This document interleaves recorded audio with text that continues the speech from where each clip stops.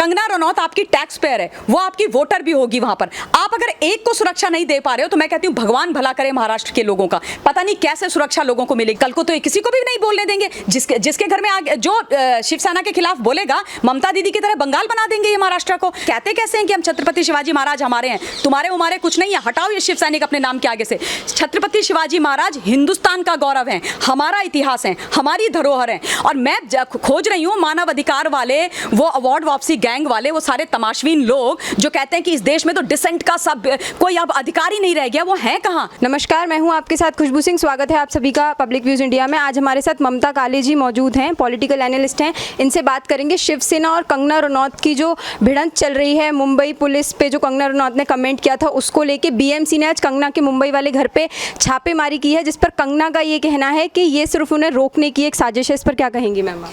देखिए, ऐसा है कि मुझे लगता है कि महाराष्ट्र की सरकार को कोई हक ही नहीं है अब सत्ता में रहने का। मुझे लगता है कि वहाँ के जो मुख्यमंत्री हैं, वहाँ के जो गृह मंत्री हैं, उनको रिजाइन करके घर बैठ जाना चाहिए।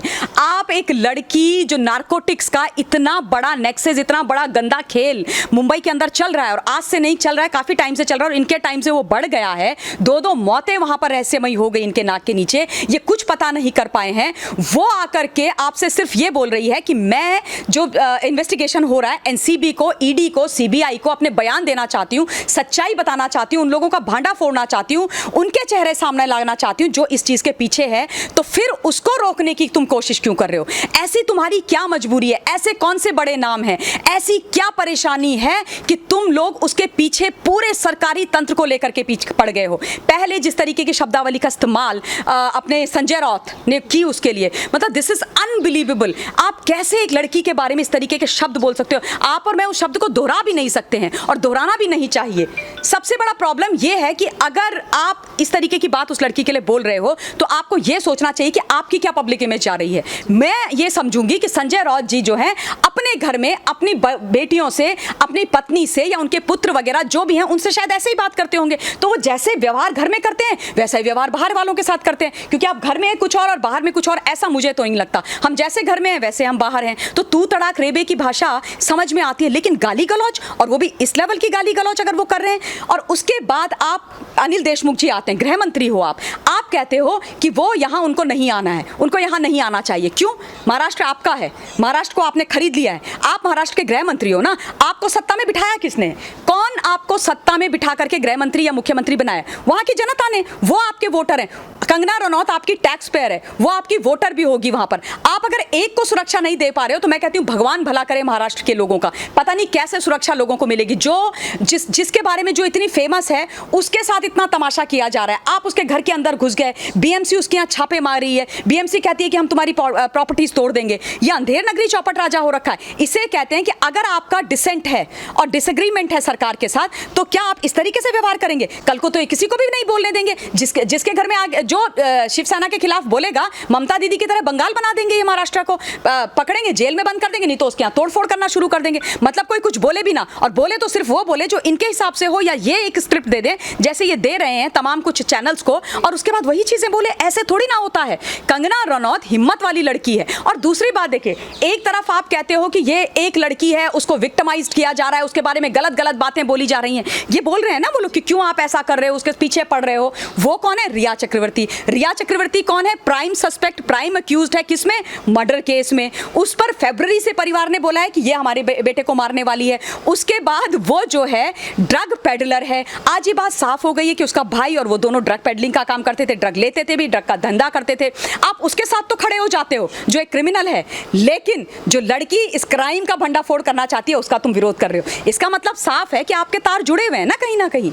मैम, ये संजय राउत तब कहाँ थे जब आमिर खान ने ये कहा था कि उन्हें इस देश में रहने से डर लगता है? वो देशद्रोह नहीं थे, लेकिन कंगना रनौत अगर मुंबई पुलिस पर सवाल खड़े कर देती हैं तो वो देशद्रोह बन जाती हैं। ऐसा क्यों? कंगना ने भी ये बात उनसे पूछी है अपने वीडियो के माध्यम से कि जब आमिर खान ने बोला था और आमिर खान की पत्नी ने बोला था कि हमें हिंदुस्तान के अंदर डर लगता है, हमारे बच्चे का भविष्य सिक्योर नहीं है, तब तो आपने उनके बारे में कुछ नहीं बोला, तब आपने उनको गाली गलौज नहीं दी, तब आपने उनके जाकर के घर नहीं तोड़े, उनकी प्रॉपर्टीज टेक ओवर नहीं करी, तब वहां पर कुछ नहीं हुआ, तब शिव सैनिकों ने वहां पर धरना नहीं दिया, और आज तुम धरना दे करके बैठ रहे हो। ये मतलब तुम्हारी ये क्या किस तरीके की सिलेक्टिविटी है? तुम डिसाइड करोगे क्या क्या कि क्या करेंगे? इसका मतलब तो यही है ना कि तुम उन लोगों के साथ खड़े हो जो हिंदुस्तान का बुरा चाहते हैं। तुम हिंदुस्तान के कभी थे ही नहीं और तुम खुद को शिव सैनिक बुलाते हो। तुम कहते हो कि हम छत्रपति शिवाजी महाराज के वंशज हैं। वो छत्रपति शिवाजी महाराज जो महिलाओं की अस्मिता के लिए, महिलाओं के सम्मान के लिए अपने आप को भी वो नहीं देखते थे और सर कलम करने में भी देर नहीं लगाते थे अगर महिलाओं की अस्मिताओं के ऊपर बात आती थी, हिंदुस्तान के गौरव के ऊपर बात आती थी। और ये कहते कैसे हैं कि हम छत्रपति शिवाजी महाराज हमारे हैं, तुम्हारे उमारे कुछ नहीं है। हटाओ ये शिव सैनिक अपने नाम के आगे से। छत्रपति शिवाजी महाराज हिंदुस्तान का गौरव है, हमारा इतिहास है, हमारी धरोहर है और तुम उनको शर्मसार कर रहे हो और इसलिए तुमको खुद को शिव सैनिक कहलाने का कोई हक ही नहीं है। कंगना रनौत के ऊपर इतना तमाशा तुम कर क्यों रहे हो? कौन सी बड़ी बात उसने बोल दी थी? क्या ऐसा हवा हो गया था? और आप कहते हो कि वो हमें प्रोवोक करती है। हम इसलिए बोलते हैं क्योंकि वो इस तरीके के स्टेटमेंट्स देती है। अगर आप इतनी छोटी छोटी चीजों से प्रोवोक हो जाते हो, किसी एक व्यक्ति के बोलने से प्रोवोक हो जाते हो, तो आपको सत्ता में बैठने का हक ही नहीं है। आप सत्ता में बैठने के लायक ही नहीं हो, क्योंकि जब आप सत्ता में बैठते हो, जब आप सत्ता आसीन होते हो, जब आपके सर पर ताज जनता सजाती है, तो वो आपसे प्रश्न भी पूछेगी, आपको कटघरे में भी खड़ा करेगी, आपसे तमाम चीजें पूछेगी और आपको पैने सवालों के जवाब देने पड़ेंगे। और अगर आप जवाब नहीं दे सकते हो, आप लोगों को सुरक्षा मुहैया नहीं कर सकते, करा सकते हो, तो अपने घर में बैठो। और दूसरी बात, हिंदुस्तान का कानून और संविधान ये हक देता है हमको कि हमारी सुरक्षा हो, हम सुरक्षित महसूस करें। और अगर किसी को असुरक्षा का भाव आ रहा है तो किससे बोलोगे? सरकार से ही तो बोलोगे ना, सरकार से तो बोलोगे। अब उसने क्या गलत कर दिया अगर तुमसे ऐसी बात कर दी? उसने महाराष्ट्र और मुंबई को नहीं गाली दी है, उसने ये बोला है कि मुझे तुम्हारे ऊपर भरोसा नहीं है। यानी कि इस वक्त जो सरकार वहां पर चल रही है, मुझे उस पर भरोसा नहीं है, मैं तुमको ट्रस्ट नहीं करती हूँ। तुम्हारे अधीन जो पुलिस है, और पुलिस के लिए भी उसने कुछ नहीं ऐसा बोला, उसने बोला तुम्हारे अधीन। और सही बात है ना, इस्तेमाल कर रहे हैं पुलिस का, तो इसमें कौन सी बड़ी बात हो गई? तुम उसका कॉन्फिडेंस जीतो ना। तुम्हें बोलना चाहिए था कि कंगना जी आप आइए, हम आपके साथ खड़े हैं, आपको जो बोलना है बोलिए, आपको कोई आपका बाल बांका भी नहीं करेगा। मैम, संजय राउत ने आज ही एक ट्विटर पे ट्वीट करते हुए छत्रपति शिवाजी और मुंबा देवी का हवाला देते हुए कहा है कि हम तो मुंबई में औरतों को देवी समान मानते हैं। और कंगना ने बहुत सारी बातें महाराष्ट्र पुलिस को लेकर और महाराष्ट्र सरकार को लेकर कही, इसलिए उन्होंने ऐसा कहा। लेकिन उन्होंने तो सिर्फ मुंबई पुलिस पर सवाल उठाया था, उन्होंने महाराष्ट्र सरकार को लेकर तो कुछ कहा ही नहीं था। देखिए, जहां तक नारियों का सम्मान की बात है, वो तो हमने देख लिया कि नारियों का कितना सम्मान करते हैं। ये भारत की भूमि है जहां पर बोला जाता है नारी तू नारायणी ना। जब हम भगवान श्री राम का भी नाम लेते हैं तो हम बोलते हैं सीताराम। जब हम कृष्ण भगवान को याद करते हैं हम बोलते हैं राधा कृष्ण। पहले राधा आती हैं, फिर कृष्ण आते हैं, पहले सीता मैया आती हैं, फिर राम भगवान आते हैं। ये वो भूमि है, इस धरती का इतिहास बहुत बड़ा है, यहाँ पर नारियों की हमेशा इज्जत की गई है। लेकिन ये जो झूठे मक्कार शिव सैनिक हैं, इनको कुछ लेना देना नहीं है इन सब चीज़ों को। इनको बड़ी मुश्किल से सत्ता मिली है, और जो सत्ता भी मिली है वो झोल झपाटा करके मिली है। मैंडेट इनको थोड़ी ना मिला था, ये जिन लोगों ने सरकार बनाई है। तो अब इनको किसी भी तरीके से सत्ता में रहना है। अब ये जो है हर चीज़ में मौत के ऊपर राजनीति कर रहे हैं, नारकोटिक्स ड्रग्स के ऊपर राजनीति कर रहे हैं, बच्चों के भविष्य के ऊपर राजनीति कर रहे हैं, हिंदुस्तान की सुरक्षा के ऊपर राजनीति कर रहे हैं। इनको बिल्कुल भी सत्ता में रहने का हक नहीं है। और देखिए, मुंबई पुलिस की बात है और उसने बिल्कुल सही क्वेश्चन किया। अगर उसने महाराष्ट्र की सरकार को भी बोला है तो कुछ गलत नहीं करा है, क्योंकि तुम सरकार से प्रश्न करते हो। क्या जब हिंदुस्तान के अंदर गलत होता है, ये लोग खड़े होकर हिंदुस्तान के प्रधानमंत्री मोदी जी से बात को प्रश्न चिन्ह लगाते हैं? और मैं खोज रही हूँ मानव अधिकार वाले, वो अवार्ड वापसी गैंग वाले, वो सारे तमाशवीन लोग जो कहते हैं कि इस देश में तो डिसेंट का सब कोई अब अधिकार ही नहीं रह गया, वो हैं कहाँ?